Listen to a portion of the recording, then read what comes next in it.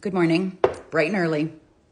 Back to continue the video series or the mini segment that is the relationship and conversations between Amber Frey and Scott Peterson.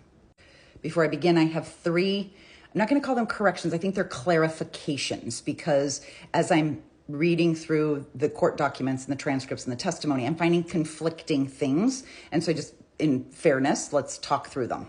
And yes, you heard that right. I'm actually reading court transcripts and actual witness testimony. So anybody who keeps coming in the comments and being like, you're lying, you know what you're talking about, you need to fuck right off, because I'm reading from exactly the evidence that was presented to the jury. Yeah. Those of you who would like to hear this are welcome to stay.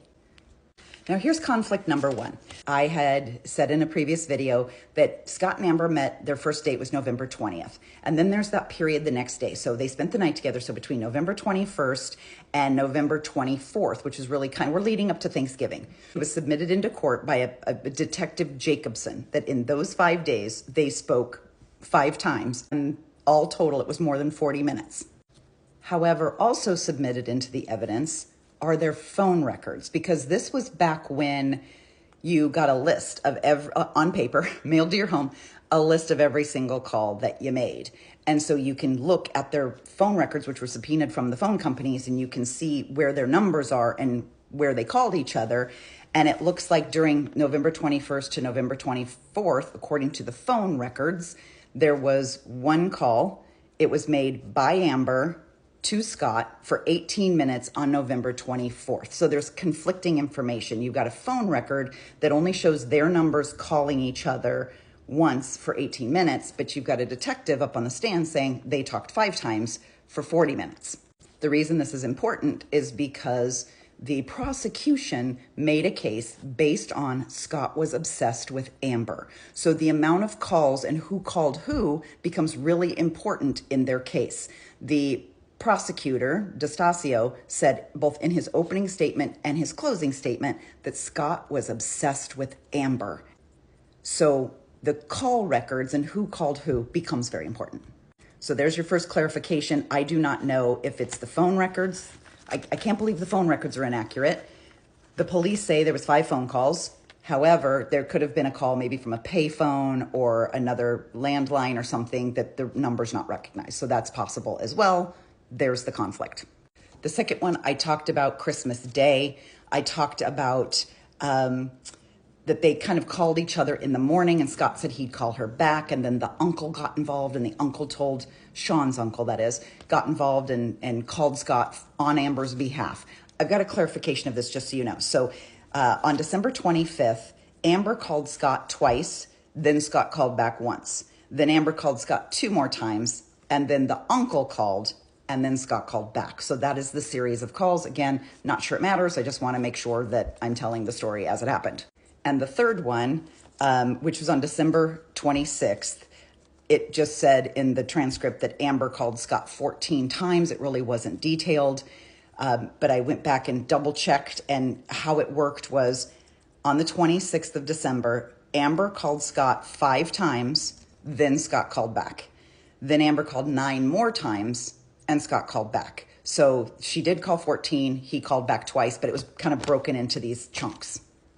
Which brings us to December 30th. That was the point where Amber had spoken to the police and they had asked her to start recording her calls with Scott Peterson. They had, just found out about, this is the first they're hearing about her. They still don't have a body. They've done one search warrant and they're pretty sure that they're going to find something in the home, but they would really love a smoking gun or some sort of confession out of this guy. They're hoping he'll say something to Amber. So recording the calls is a must. And this is kind of a shocking number, but there would end up being over 300 calls that are recorded between the two of them between December 30th and February 19th. So that's that's like 51 days.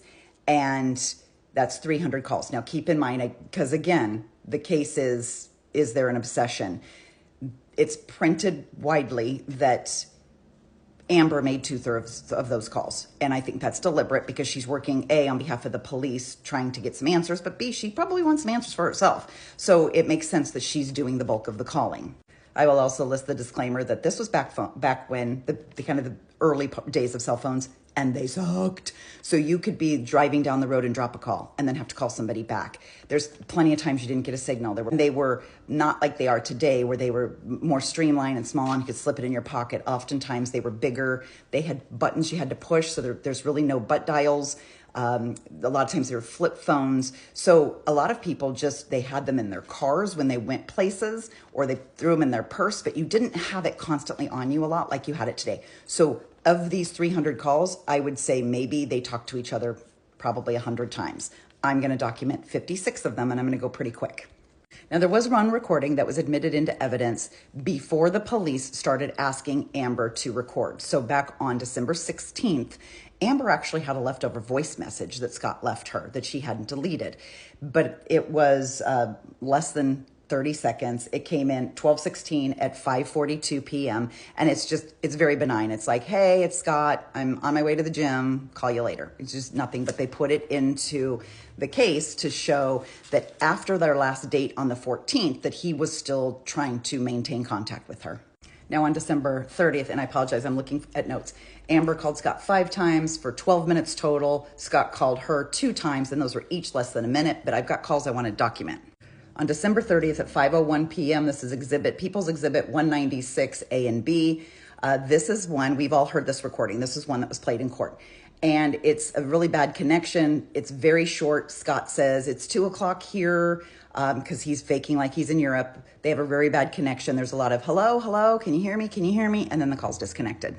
But he calls back 2 minutes later. This is, again, a call. Now, this is supposed to be, it's 5:03 p.m. Amber's time, which means it's 2 a.m. in France.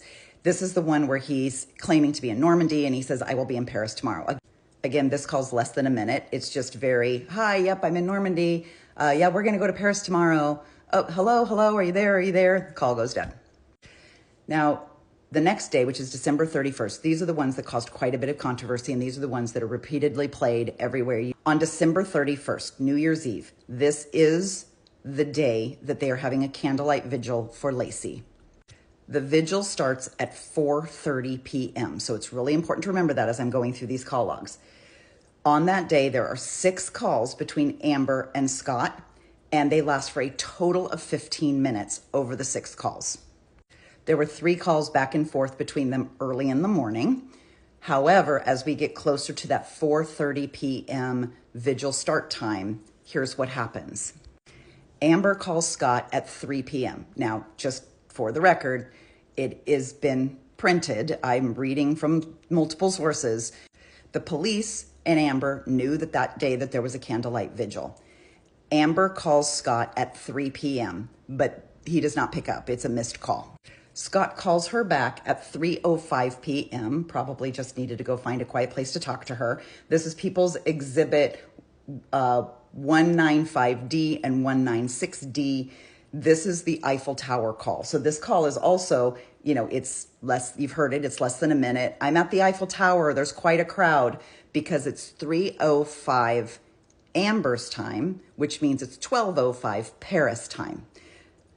So he's saying there's a lot of people. The call is very unclear, and it ends up getting disconnected.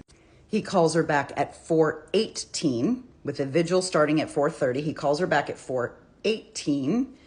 And this is the one, this one is less than 2 minutes, but this is the one where he's saying, I just stepped outside the bar. She's saying, what's your friend's name? And he's saying, oh, Pascal. And so he's talking about, yeah, it was great. I was at the Eiffel Tower. There was a lot of people there. They were playing a lot of music. So this is less than 2 minutes, and it also gets disconnected. There was one more call from Scott to Amber at 4:20, Exhibit 195F and 196F. This was just a missed call. I'm going to have to make a part 2. Please come back.